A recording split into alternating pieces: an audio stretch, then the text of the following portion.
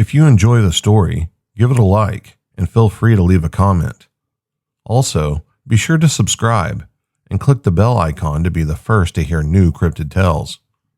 I'm always looking for stories to share, so if you've had your own encounter with the unknown, send me an email at cryptidtalesmel@gmail.com. This report covers a 4-year accumulation of experiences around a home in Clay County, Alabama. The witnesses include the members of the family, extended family members, neighbors, and this writer. The primary witness, whom I will call Jean, has had reservations about publishing her account out of fear that the site would be recognized and the animals there injured or disturbed. Only now, after becoming acquainted with the writer and recognizing the integrity of the researchers, has she decided to share her long story. The area near the site is heavily wooded and fairly remote, with occasional single-family dwellings and pastures. The Talladega National Forest is not far away. A fairly large stream curves about a half-mile behind the property. Thick, mixed deciduous woodlands predominate, offering cover for the abundance of wildlife found in the area. There are also isolated stands of planted pines near Jean's home. Jean and her family have grown up in the area and are well-respected members of their community. They are very familiar with the native plants and animals. They recognize animal calls and sign. Don, Jean's husband, is a veteran hunter, as is their son, Tim. After retiring from a teaching career, I became interested in Sasquatch. I have studied the animal for the last 6 years. I have worked alongside Jean and her family for the last 3 of those years. Jean's first sighting occurred on a clear day in the spring of 2003. She was on the phone outside her home at about 6 a.m. She noticed movement and glanced across the road to see a huge, shaggy, red-haired bipedal animal disappearing into the woods at the edge of the road. She saw the animal from its side, including the shoulder, arm, and leg. She estimated its height at 7 feet. The animal's hair was an auburn-colored, shiny, long, and in good condition. Jean likens it to the color and texture of the orangutan's hair. The long hair shook when it walked. The arm was unusually long, and the animal was well-muscled and massive. Jean has had other brief sightings in the subsequent years. Once, at about 4 a.m., as she left on a trip, she witnessed a huge dark figure cross the road in front of her in one long lunge. On another occasion, watching from a window in her house, she saw a shiny black animal, like the auburn one described above, run across the road in the dusk. Another time, just before dark, Jean and her granddaughter sat coloring at an open window. They heard something big hit the pavement outside. Both looked up to see a black form with similar proportions and appearance to the ones described above cross from the opposite side of the road and move toward the far corner of their house. One very interesting sighting occurred as Jean stayed up late working on her computer. Her habit is to work in the dark, so she doesn't disturb her husband's sleep. She often had suspected that the animals were near the house in the night because she smelled the particularly pungent odor that she now associated with their presence. On this particular night, she was determined to see if one was, in fact, in front of the house watching her through the window. In the dark, she slowly crept around the edge of the room to the front light switch. She positioned herself close to the window, stepping out as she flipped on the light switch. She saw a large gray animal squatting on the ground, with its elbows on its knees, hands dangling between its legs. The eyes reflected an amber color. The animal instantly jumped up out of the light. It was the same sort of animal she had seen before. She now had seen a total of 3 different individuals, as indicated by their various colors.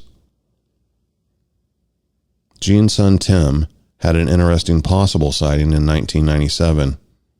He kept the experience to himself, not knowing exactly how to explain what he had seen. After Jean revealed her first sighting, he shared his experience. One afternoon at dusk, as he walked down a dirt road near Jean's house, he noticed a figure of a man walking in the pasture adjacent to the road.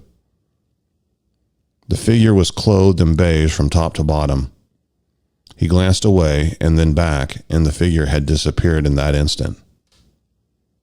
In 2004, Jean's nephew, whom I'll call Tom, witnessed what he described as a large white animal at dusk on the side of a hill near Jean's home. Tom was riding in the back of a Jeep.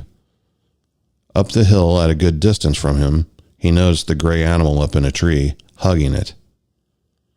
The animal launched off the tree, ran toward the ridgeline on 2 legs, and disappeared, covering an amazing amount of distance in a very short period of time.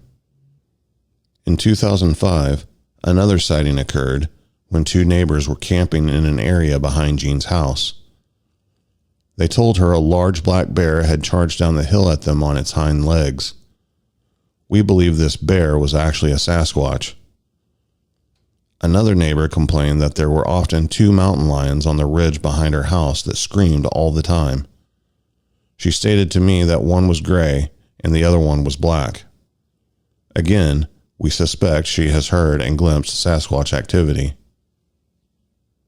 The first time we met, in the spring of 2004, Jean explained all the things she had heard and seen. Most of the activity occurred very late at night. The animal's presence was marked by the dog's hysterical barking. She had been able to elicit response calls from them by calling out to them. She had also found a large amount of hair, about 6 1/2 feet up on a tree. It appeared the animal had scratched itself on the tree, leaving the hair. Unfortunately, the hair was removed from her house, and she has no idea what happened to it. After we talked, we walked all over the area. During that first visit, Jean and I found many of the Sasquatch signs that witnesses usually report. In a densely wooded area directly behind Jean's house, for example, several 3 or 4 inch diameter trees had been broken at varying heights. In several places, long branches formed X's on the several wide trails in the area. The trails themselves were wider than a man-made trail. In addition, many small trees arched to the ground, making the bows that have been documented in other sighting areas. These bows could have been made by ice or falling limbs or trees, and are therefore the least impressive of the signs. I include them because of their number. Other unusual sign from that first visit includes the bower-like nest that we found in the same area. A huge thorny bush was hollowed out and easily able to accommodate 2 people. The opening of this apparent hideout faced Jean's house, which was about 100 yards away. In the summer of 2004, I visited Jean's place again. Jean, her nephew, and I sat out at night, starting at about 11 p.m., listening for the calls and sounds that she had heard before. We were on her deck, with the porch light on, and with spotlights and tape recorders ready. The backyard has 1 tall mercury vapor light in it, but beyond the cast of that light, there is complete blackness. There is no ambient light in the area. Over the past year, Jean had had success eliciting response calls from these interesting creatures by making whoop calls late at night. She made some of these loud calls into the night. We heard faint return calls that were falling in pitch. They seemed to come from some distance. As Jean repeated the whoops, the answering calls became louder and louder. They seemed to come from 3 different areas of the surrounding land. 2 sources of the calls, one decidedly farther west from the other, were across the road, probably within the national forest. One call came from fairly nearby, behind Jean's place. All the calls could be heard clearly. What then happened surpassed any of my expectations. At first, the animals called back and forth to each other at frequent intervals. These calls included the falling call and a siren call that started low, reached a high pitch, and then fell again. These calls were repeated many times by 3 individuals. We could also hear loud huffs and grunts. In addition, we heard what I can only describe as monkey chatterings. At one point, we heard very high, repeating falling calls. The pitch was much higher than any we had heard. I realized that the calls were going to be repeated, and I began to count them. There were 16 of these high calls, and then a loud huff grunt punctuated them, and then there was quiet. We speculated that an adult had hushed up the offspring. Soon after, the nephew asked if I could smell them. I sat still, and soon a strong, acrid smell wafted in. To me, it resembled plastic at the point of burning. Jean recognized the smell as the one she experienced often at night while at her computer. Jean commented that sometimes it made her eyes water. The smell had also been described by neighbors as rancid and musty. As soon as the smell appeared, we heard something very strange. From across the road, perhaps 50 to 60 feet away, we heard what I describe as mumbly grumbling. It was low in pitch and fast-paced. It sounded as if an individual was fussing with himself or talking to himself. It was not a menacing sound. It seemed anxious and reflective, if anything. At that point, the family dog Sam bounded off the porch and began to bark ferociously at the darkness at the end of the next-door neighbor's house. A growl emanated from the darkness. This was a growl of extraordinary depth of pitch, extremely low frequency, and with enormous power behind it. I could almost feel the air move. This animal had an enormous set of lungs. With each round of barking and answering growl, Sam moved backwards towards us a little more, ending up back on the deck. We did not feel particularly safe at that point, and nearly killed each other getting into the house. Unfortunately, my rudimentary recording equipment recorded only the tree frogs and crickets around us, and our exclamations and comments. In the fall of 2004, Jean noticed that overnight a large tree trunk had been placed parallel to the road in front of an area adjacent to her land. It was about 16 feet long, and at its largest, 19 inches in diameter. She realized that the log had been dragged from an area across the road where several trees had been cut down. When she looked closer, she noticed a persimmon on top of the log. Occasionally, she had received several gifts of small rocks and bird feathers on her steps, and she felt this was a gift too. On the same fall visit, we had perhaps the most exciting find.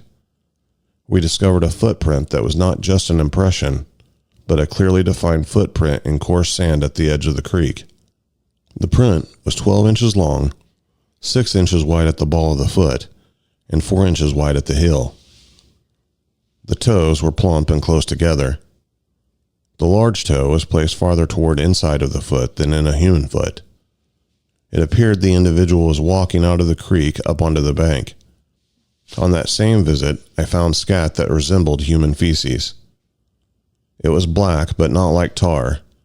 It was somewhat loose and contained lots of black organic material that looked like plant material to me. It also contained small pieces of white material, which resembled bits of grub. It had a pungent, musty odor, but not a stench. I tried to keep it in my freezer, but the smell penetrated many layers of plastic in the container I had it in. I finally had to throw it out. In June 2005, Jean described a turkey kill she had come upon in the woods just the day before I arrived. Across the road, a large tree had fallen, making a sort of bench about 3.5 feet off the ground.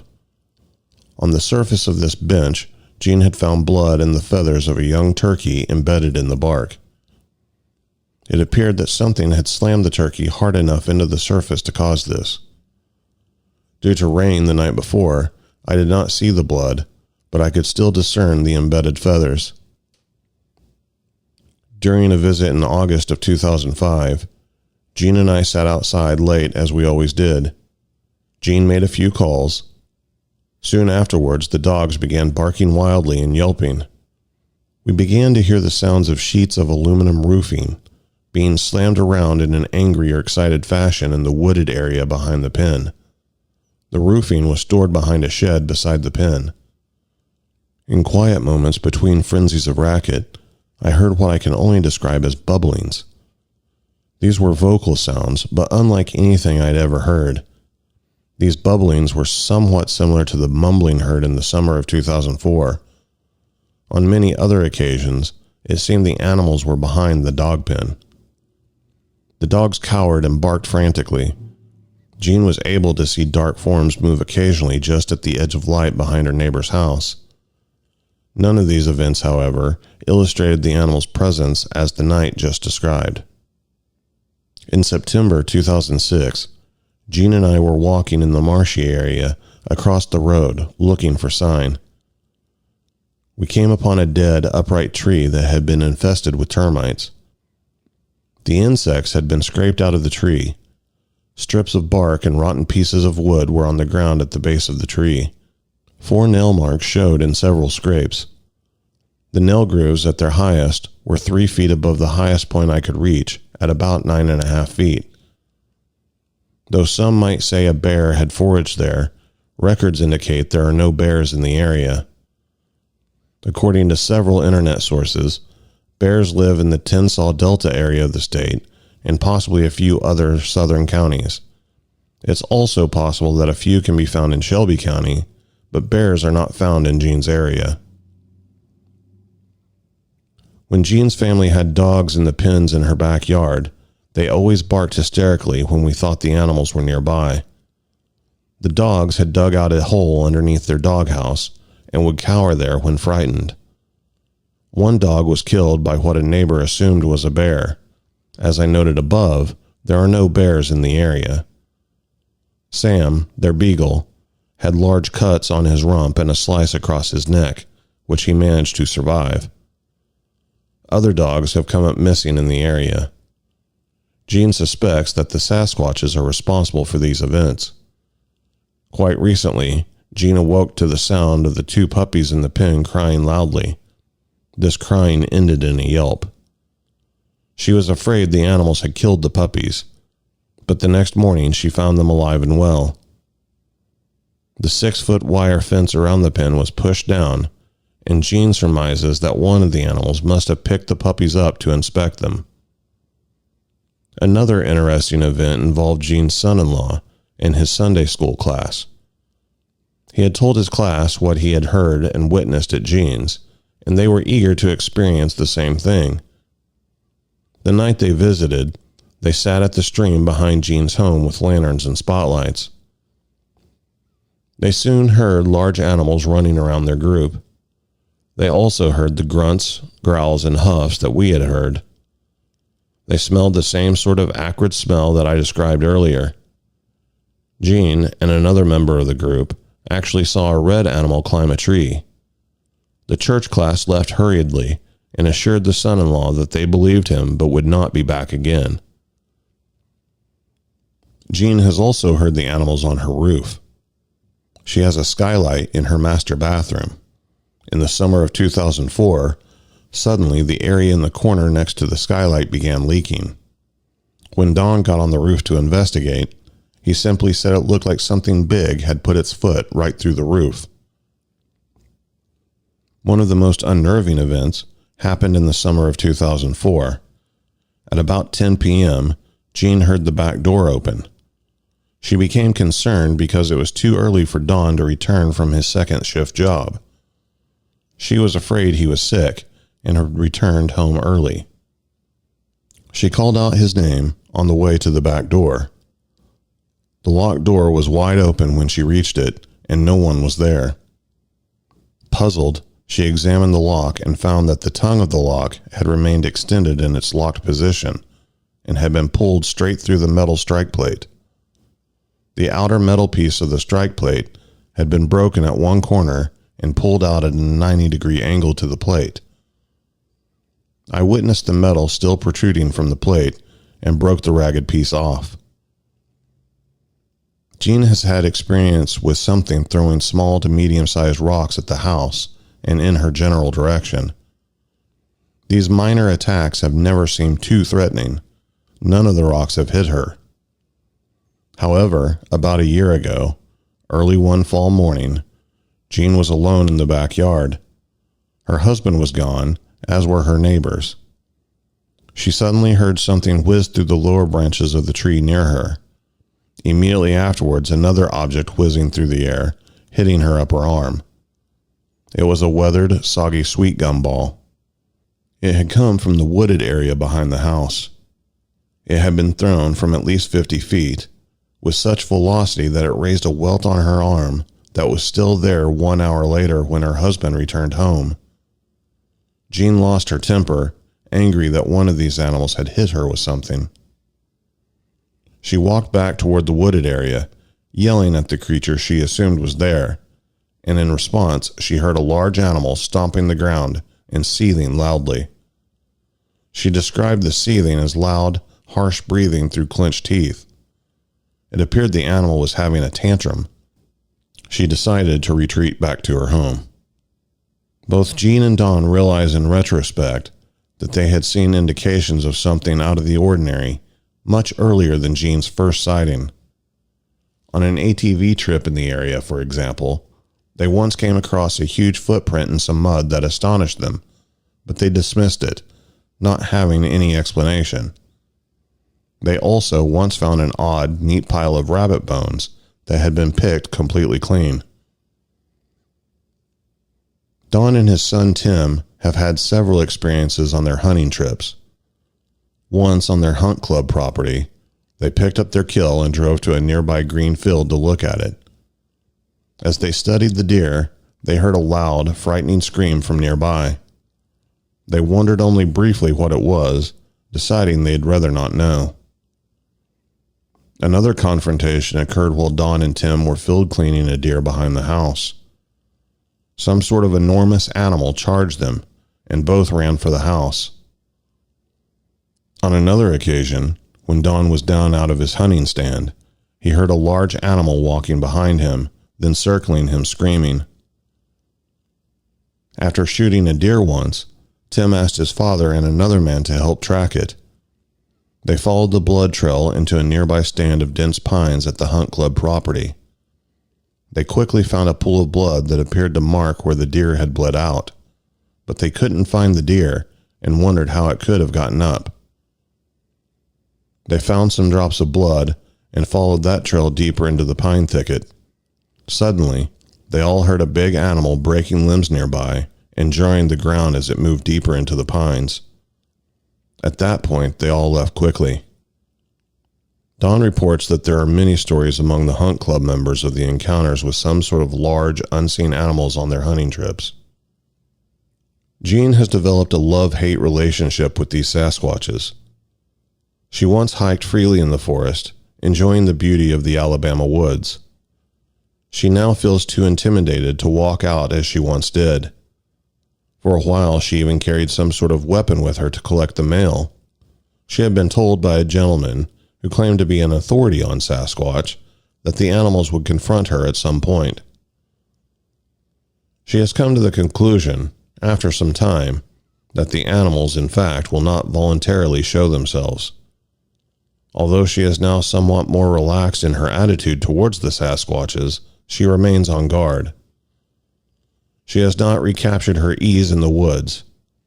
However, she remains fascinated by their behavior. In the future, we intend to continue reporting on this area, sharing our evidence and experiences.